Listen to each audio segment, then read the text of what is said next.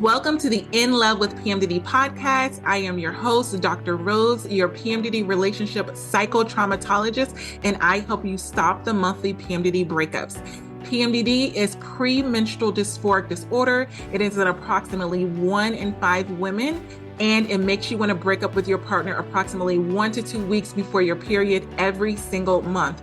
So as someone who has suffered with PMDD for over 18 years, I dedicated my doctorate practice to helping partners navigate those monthly PMDD breakups with everything from attachment styles, triggers, sensitivity to noise, sensitivity to touch, all of the things that you really struggle with when you're in PMDD. And I also dedicated my dissertation to a phenomenological study of the relationship experiences of partners of individuals who suffer with premenstrual dysphoric disorder. So I'm not just here to help the sufferer, the one who is suffering with PMDD. I am here for the partners as well. So if you need those private sessions, make sure you go to inlovewithpmdd.com and get those tools. So let's get into this week's PMDD trauma transformational tools that is going to help you stop the monthly breakups and stop the suffering and stress in your PMDD relationship. Let's get into it.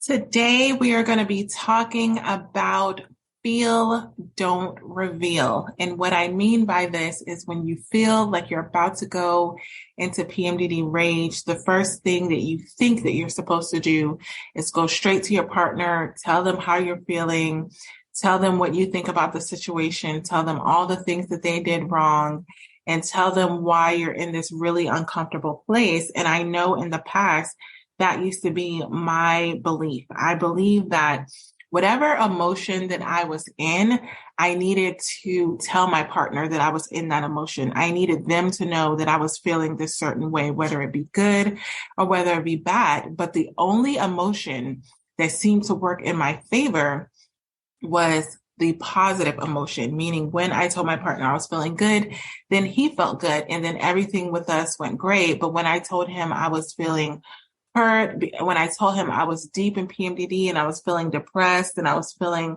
like everything was about to end, like all of these things, all it did was make my partner do one or two things. So the first thing that my partner used to do is he used to offer suggestions. So I would say, oh my gosh, I feel horrible. And he would offer me these suggestions and I would take none of them. So then in turn, from me not taking his suggestions, he began to feel defeated. He began to feel helpless. He began to feel hopeless. Like this is how my life is going to be all the time. And it really made our relationship so much worse. Or he would get into that mode of, okay, if you're feeling this way, like what can we do about it, in a way of shifting our mindset and stuff like that. And I just wasn't on that journey of wanting to shift out of that place. I kind of just wanted to vent and tell my partner what I was feeling. But I want to give you a completely different approach to venting to your PMDD partner. So if you believe that the old saying of screaming and punching into a pillow makes you feel less angry, I want you to think again. Studies show that venting to your partner unpleasant emotions will only reinforce those feelings, meaning it's only going to make you feel even more horrible, even more depressed, even more anxious, right? So I know you're thinking, I should be able to tell my partner everything. They're supposed to be my best friend. They're supposed to be my partner. And so I'm thinking that by telling them how horrible I'm feeling, it's going to magically make me feel better. Well, these studies are showing that when you're venting these negative emotions, all it's doing is validating those feelings. Like if you're feeling crappy because you're in PMDD and you talk about it, it's almost making you feel even worse because you're experiencing those same emotions all over again. If you're describing to your partner, everything that happened at work that caused you stress, like meaning you go to work, you experience the stress because you're in PMDD and you're having all these issues with your coworkers, thinking that they don't like you, thinking that they're thinking certain thoughts about you. Like you're having all of this going on in your mind about these intrusive thoughts, and it's causing you to stress out. And then you go home and you tell your partner about it, where you're re-experiencing those same emotions that you experienced earlier in the day. Like if you're telling them about the kids and like, hey, this is what happened with the kids, They made me feel this, this, and this. As you're telling the story to your partner, you're re-experiencing that same anger, that same offense, all of those things. So it's almost not being in your favor because you're doing the thing that's making you feel more of the pain that you're already feeling. So studies are showing that venting those emotions is not the thing to do. And I've done research on this, a lot of research on this, because I used to believe you need to just be open with your partner. You need to tell them everything. If they're supposed to be your best friend, they should be able to handle everything that you give them because they're your person. This is wrong. This is false. This is unrealistic. And it becomes a burden for your PMDD partner so much in a way where they begin to question if they can even handle all of your emotional baggage, as some of my private clients have called it. It's like, listen, I'm just trying to manage. I have my own things. I have my day-to-day things. And sometimes I feel, and I'm giving you the real and raw of how PMDD partners think and what they feel, but ones who don't have PMDD, they're feeling like there's no space for my stuff to come into the relationship.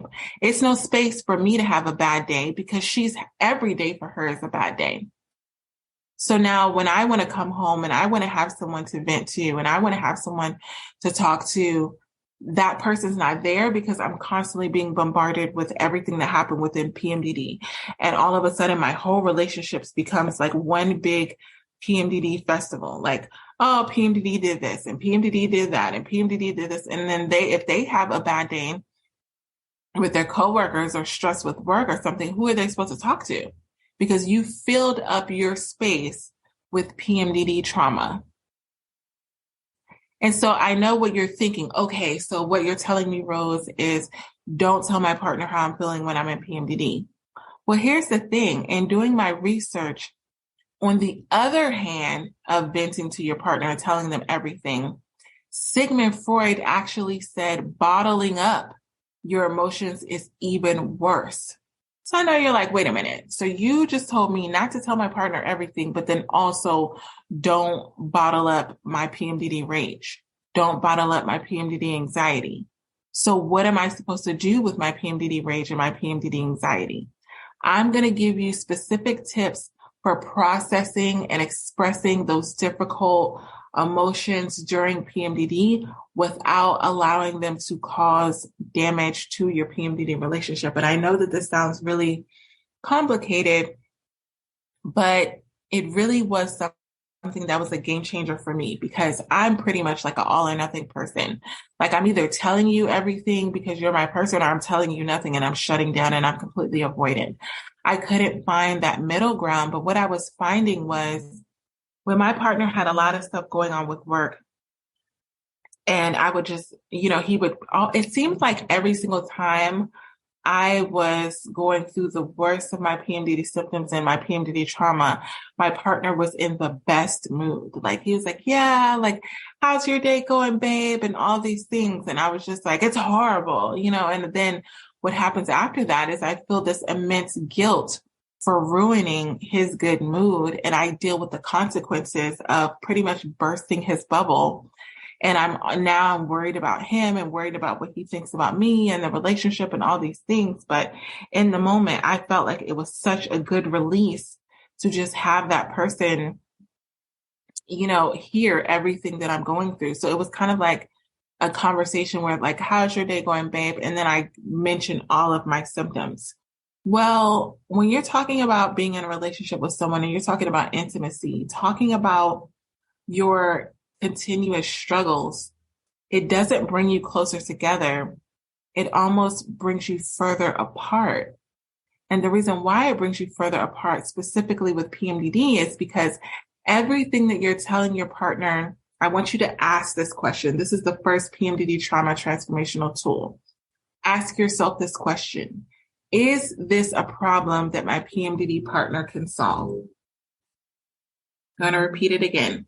Is this a problem that my PMDD partner can solve? If you're about to vent something to your PMDD partner that they absolutely cannot solve, then I want you to ask this question. What is the benefit of me telling my partner something that they can do nothing about? What is the benefit of me telling my PMDD partner something that they can do nothing about? What is the emotion that's going to come from them on the other side of that? I'm going to tell you, they're going to feel helpless. They're going to feel hopeless. And I know that we're always talking about PMDD and suicidal ideations for us, but I want to tell you that a big indicator of suicide is feeling hopeless. So you need to be very careful when you're doing things that are contributing to this emotion, because when your partner feels like they're backed against the wall, meaning I know that the person I love and adore and care about is experiencing all of these negative emotions, but they're genuinely telling me that there's nothing that I can do about it, they begin to feel hopeless, and they begin to get into that everything, always, always, always mentality. What that means is everything that goes on in our relationship is going to be like this. Always, always, always, always, every single time we go through something, it's going to end up every month. It's going to always be like this.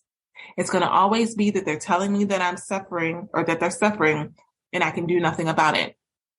And when we get into those two modes of everything, always, always, always, and we know that there's nothing that we can do about it, that is the key indicator that your partner is getting into that helpless and hopeless mentality. And I want you to notice how serious this is, because that is a key indicator for suicidal ideations, because they're kind of like, I give up. Like, I don't know what else to do if I'm getting to this point of, I want to help my PMDD partner and they're literally telling me that they're suffering and there's nothing I can do about it. And so who am I as a partner if I can't help my partner out? Like, then they start to have self-esteem issues and feel worthless and all of these things. And all of this is coming from you just deciding to vent everything to your partner. You're like, oh, it should be no big deal. They should be able to handle it because they don't have PMDD symptoms. Well, they may not have PMDD symptoms, but you're vicariously causing them to have trauma from your PMDD symptoms. So I know what you're thinking. You're like, okay, well, if I'm doing this and this is a bad thing, and you're telling me not to tell them everything and vent to them, and you're telling me not to keep everything bottled up because that makes everything worse, what am I supposed to do, Rose? What am I supposed to do? And I'm going to give you the tools to manage this. The first thing I want you to do, and I don't want you to take it lightly because I feel like you've heard this in different contexts, when it's like, take a deep breath. And, you're like, oh, okay, woo woo, like take a deep breath. No, your PMDD rage builds up very quickly, like lightning speed. Have you ever been in a situation, an argument, or actually just a conversation with your PMDD partner, and you're in the depths of PMDD, you may be doing something else, and then they say something to you, and it triggers your PMDD rage, and in an instant, you go from being moderately calm to completely deep into PMDD rage based off of how you perceived something that your partner said or did. All of your attention is impacted to what they said, your perception of what they did, and your breathing begins to quicken, right? This is something that I didn't notice. What I used to do when I got into PMDD rage, and I really didn't notice this until I got into breath work, was I used to hold my breath. So those people when you look at movies and they're like panting and they're like kind of like a dog when it's like really, really hot, and it's like I didn't do that. I would hold my breath because in a sense, by holding in my breath, I was holding in that PMDD rage that wanted to come out. It was like caging a lion, and I would hold in my breath, and my shoulders would go up. So I would have all of this tension when I would go to get massages on my traps, which is that part between your neck and your shoulders, like that flat part of your shoulders. And I would have so much tension there, and the tension would be there because when I got into PMDD rage, I would literally like clench up my shoulders.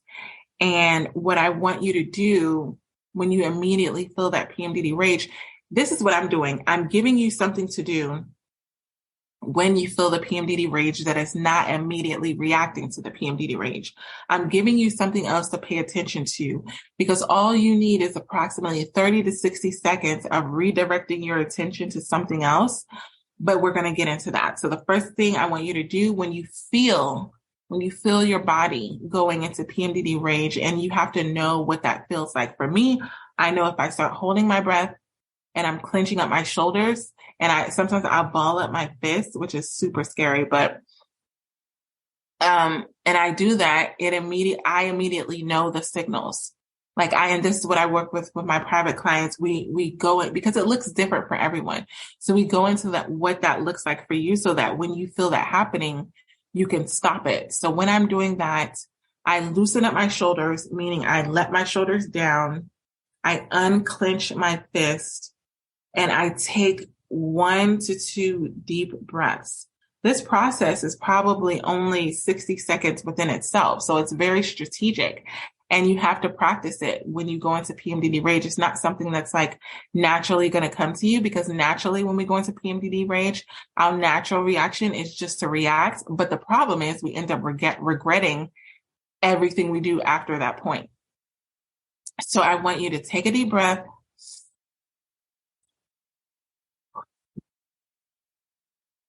Unclench your fist, relax your shoulders, and immediately think about something else. You have to shift your thoughts. Your thoughts are immediately on that thing that your partner has said and done.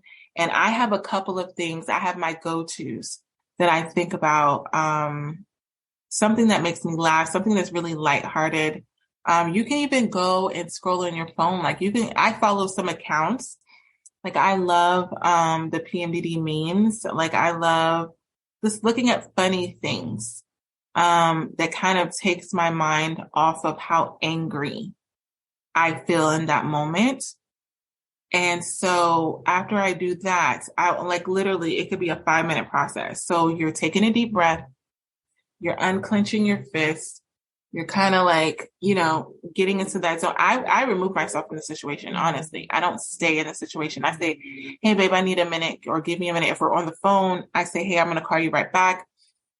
If we're in person, I'll go walk my dog. I'll go do something to distract myself, and we'll get into that. But you need to immediately release that tension in your body, because the longer it stays in your body, the more it's going to impact you. So the next thing I want you to do when you're deciding to vent to your PMDD partner is you need to accept the discomfort of the situation. I don't want you to fight the PMDD rage. Fighting it, what you fight will just show up even more, because your body is trying to make you pay attention to the emotion that you have inside of you. And if you keep trying to ignore it, I'm not feeling like that. I'm not telling you to be delusional. I'm telling you to recognize, to be completely present in what it is that you're going through. So I want you to plan. I want you to plan for your partner to trigger you in the way that they normally trigger you. And I know that this sounds like, wait, why would I plan for my partner to trigger me? Well, I know for me, my partner triggers me in strategic ways. It's normally the same things. If he attacks my character, childhood trauma comes up. There's different things that he does that will trigger me. And I want you to be able to notice and be on guard for that, so that when it happens, you have a plan and action for it. It's not like, oh my gosh, my partner's triggering me, I don't know what to do. It's no, you know what to do. As soon as they trigger you, you may feel the need to respond, but then you have another plan. And that's what's going to delay that initial damaging response, is having a plan of action. And if you need that customized, that's what I do with my private PMDD Partners coaching sessions. I literally talk about what is a plan of action for when your partner triggers you. I don't try to be very naive and saying your partner's never going to trigger you, and we're going to work on things so much that they're never going to trigger you again. I don't give false advertising or false hope to any of my PMDD clients, because I don't want you to feel bad when it does happen. So I know that if you have PMDD, your partner is going to trigger you. And what I want to tell you is individuals who don't have PMDD and they're in regular relationships, they still get triggered. Like, it's just us managing PMDD. It makes it more difficult to cope with it, to navigate it. But I don't want you to think that there is one relationship on this earth where you're not going to get triggered by your partner. And this can happen on a continuous basis because you're two completely different people. But if you have that plan in place, you don't have to panic. And a lot of the PMDD rage comes when you get into that panic mode, because you begin to think it's always going to be like this every single month. They're going to do this. They're going to do this thing to trigger me, and I can't take it anymore. And I need to do something about it right now. It's like, no, you actually don't. You have a plan in place to actually counter this, and then it'll be okay. So the next PMDD trauma transformational tool is I need you to be on some kind of PMDD Partners routine. I customize this for my private clients, but you need to be on some routine that keeps you grounded, because when everything in your life is going all over the place, I know for me, a lot of times, the only thing that's stable for me is my PMDD Partners morning routine. Like, some days that's the only thing that I can count on. It's the only thing that's constant. And I need that. I need some kind of normality when I have different symptoms every single day, different moods every single day. My partner's in different moods every single day, and nothing seems to be consistent. But having that morning routine is something that will ground you. And so if you have a very bad day and you've been triggered while you're in PMDD and you've vented to your partner and you've had a horrible day, I need you to have something to look forward to that next morning. So that's why I call it a PMDD Partners morning routine, because you can look forward to the next day. Even if you say this day completely sucked, we can accept that. We can acknowledge, yep, this day did suck, but tomorrow can be amazing. And by amazing, I mean you'll survive PMDD. So, like, let's be honest. I'm not promising butterflies and uniforms, but what I am saying is tomorrow, if you do that morning routine, if you have a morning routine that fills your cup, that rejuvenates you, that consists of taking care of you, not taking care of your partner, not taking care of your kids, not taking care of your animals, not taking care of your coworkers, taking care of you. You need to have something to look forward to where you're taking care of yourself on a daily basis. And you're knowing that even if this day has completely drained you with all of your PMDD symptoms, you can wake up the next day and you're going to have the opportunity to pour into yourself.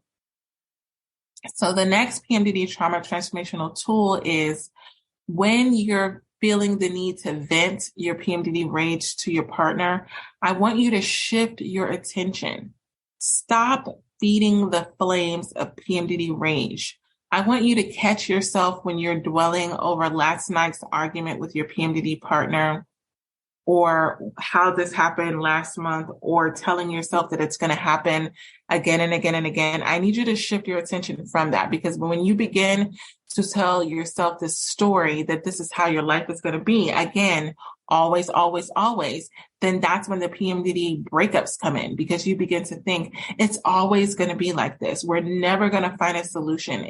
Maybe this isn't the right person for me. When you get so final with the things that you're like, the things that are bothering you, that are causing you to have the PMDD rage, the things that are triggering you, when it becomes like a thing that you feel like you're going to handle forever, that's when you go into the breakups.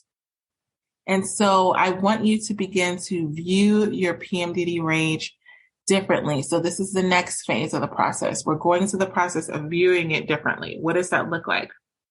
I want you to question the assumptions that you have about your PMDD partner.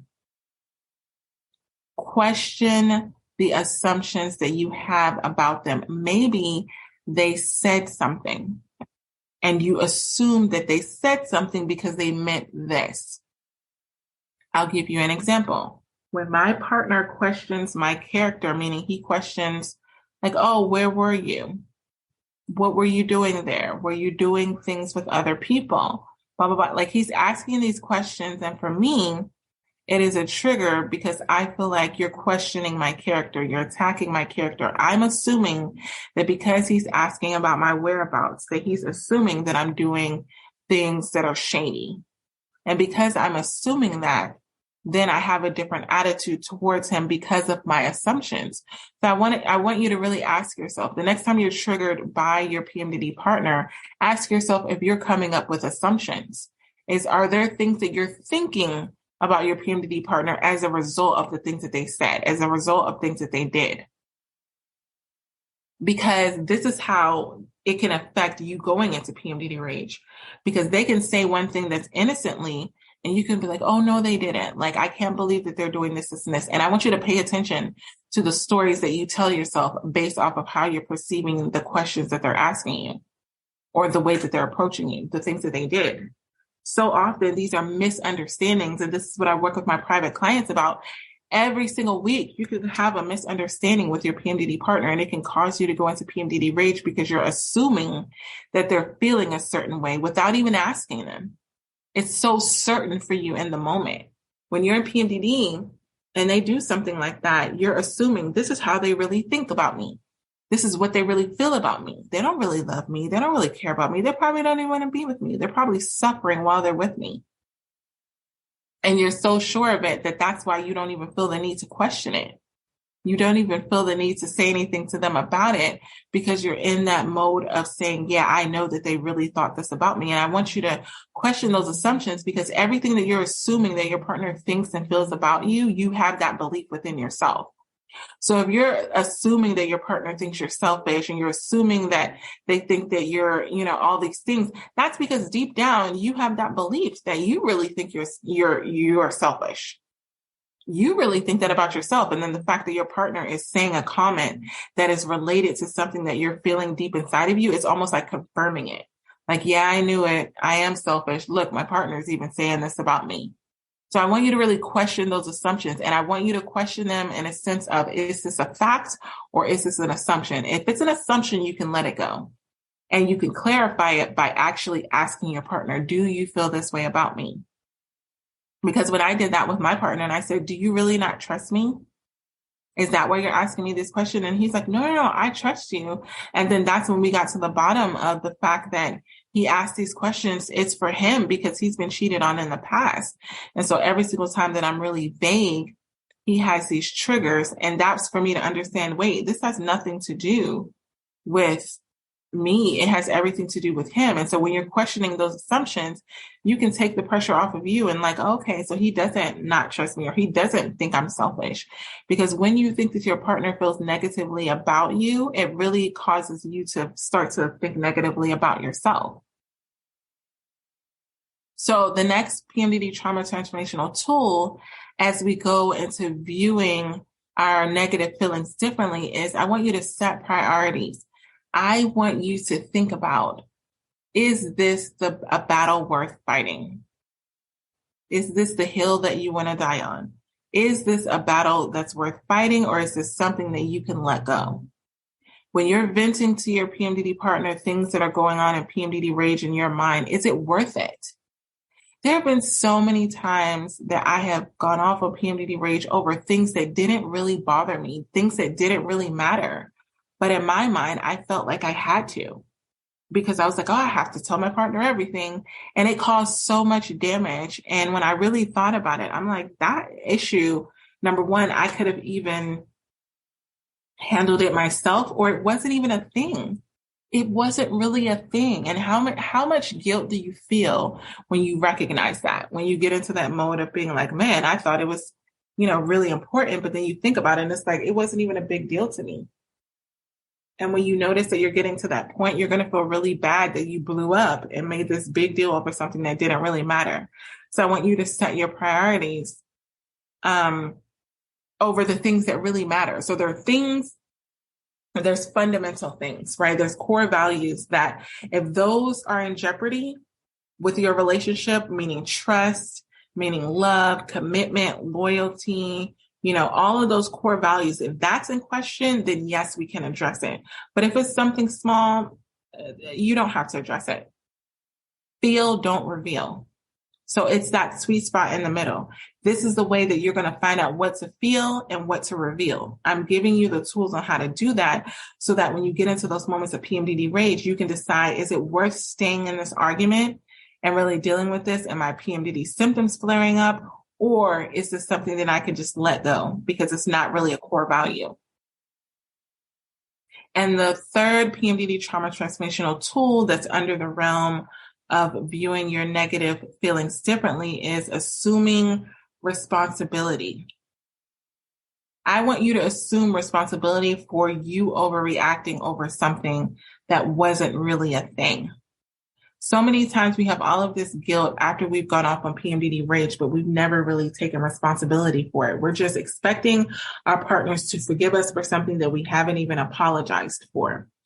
And I want you to really get to a point of accepting responsibility. That's a big one for my PMDD partner. I know that he can forgive a lot of things if he knows that I am accepting responsibility. Now, in the past, I've made excuses for my behavior. And I want to tell you, having PMDD is not an excuse to emotionally or physically abuse your PMDD partner. I'm going to say that again because I've had to say this so many times because this is not a get out of jail free card. Having PMDD does not give you permission to mentally, physically, or emotionally abuse your PMDD partner. A lot of times what PMDD sufferers are doing is they're having more compassion and understanding for their children, for their coworkers, than they are for their own partner, the person that is supposed to be the closest to them. Meaning you will physically, mentally, emotionally abuse your PMDD partner, but you wouldn't dare do that to your child. You will physically, emotionally, and mentally abuse your PMDD partner, but you wouldn't dare do that to a coworker. Why are you giving all of these other people a step above the person that's supposed to be there for you the most, the person that's supposed to care for you the most, the person that you're supposed to care for the most? So I really want you to assume responsibility for where you're directing your PMDD rage and what that's actually doing to your PMDD partner. I want you to do this because there's this comfort level and just being able to go off on your PMDD partner every single month and to say things and do things that are so out of character. But I want you to ask yourself this question before you go to do those things. Would I do this to my child? And if you don't have children, would I do this to my coworker? And a lot of times the answer is no, because you're like, no, that would be totally disrespectful. It would be out of line. Well, what do you think it is to your PMDD partner? The same thing. PMDD does not give you permission to do that. I'm not giving you permission to do that. I am admitting that PMDD is hard, but that doesn't mean that you have the ability or the right to treat your partner unkind because you're suffering. You do not have the right to cause your partner to suffer because you're suffering. If you're suffering and you're feeling so bad, you should be in a point where you don't want to cause suffering to your partner. You should almost work harder to not cause suffering so that because you know what it feels like to suffer. And that's what I mean by the feel and don't reveal. Some things you feel and you address, and then some things you feel and you don't reveal. And the next thing that is under the realm of viewing unpleasant, negative emotions with your partner differently is I want you to begin to focus on solutions. Negative emotions when you're triggered can be beneficial if it's causing you to take action on something that really genuinely needs to be addressed. So if you have this reoccurring thing in your PMDD relationship that genuinely needs to be addressed, then yeah, I'm fine with addressing it, meaning revealing it and focusing with the goal of focusing on a solution, not to just dump the problem on your PMDD partner and that's it. You can't just dump it on them and expect them to come up with a solution. You have to acknowledge your PMDD rage and then focus on fixing the situation with a solution that works best for the both of you, not what works best for you. So I know so often we can get into PMDD rage and start to tell our partner, you need to do this and you need to do that. And it's like, no, that's not the answer. The answer is not telling our partner everything that they need to do. The answer is coming up with a solution that works best for the both of you. So the next thing I want you to do is to really, when you go into that mode of talking to your PMDD partner, genuinely get their feedback on the situation, because you could be viewing the situation completely different from your PMDD partner. Completely different. And a lot of times you are. And so if you're telling your partner, I'm feeling like this, about, something that you're going off on in PMDD rage, and you ask their opinion on it, genuinely listen. And I know what it feels like to be like, hey, babe, what do you think about this? And then you genuinely don't ask them anything about how they feel that you could come to a solution, or what they think about it, or what they really meant by the thing that they said and did. And what we do in my private session is we negotiate conflicts that we have about the thing that you're going off on in PMDD rage. If you decide to reveal it to your PMDD partner, we're approaching your partner directly to get to a compromise. We're not running away from the thing that genuinely triggered you. I'm not a person that's going to tell you like, hey, if they genuinely triggered you, like act like they didn't trigger you. No, we're going to address it. But we're going to address it in a way that's going to get to a solution, because I guarantee you, if you don't address it, you're going to get the same response from your PMDD partner. And then they're going to trigger you again and again and again. The triggers don't go away unless you address the triggers with your PMDD partner. They do not go away. And the last and final and the most important PMDD trauma transformational tool in this is get help with this process. So at this time, the PMDD Partners Breakup Academy is the easiest way of working with me, because it is me giving you access to a membership vault of whatever it is that you are specifically going through in your relationship. So in this vault, we talk about PMDD rage, we talk about PMDD triggers, we talk about intrusive thoughts, we talk about PMDD guilt. You get recorded videos from me in this vault, so that whenever you're going through something, I know a lot of you just literally put your headphones on and listen to the tools. And it's a lot different from the podcast, like this podcast, because I'm giving you ways of working through it. So here I'm giving you a broad overview. But when you're in the PMDD Partners Breakup Academy, we're going step by step. There are workbooks to a lot of them. You're actually doing homework. You're having the actual tangible tools to work yourself through to get to a solution. And I cannot say how beneficial this is, because giving your partner a book, giving them an article, and just telling them like, hey, this is what you need to work on, it doesn't help. I remember early in my journey, I initially did that. I gave my partner like articles and like definitions and like, this is what PMDD is. Just telling your partner what PMDD is doesn't give them the tools to actually work through what that looks like in your specific PMDD relationship.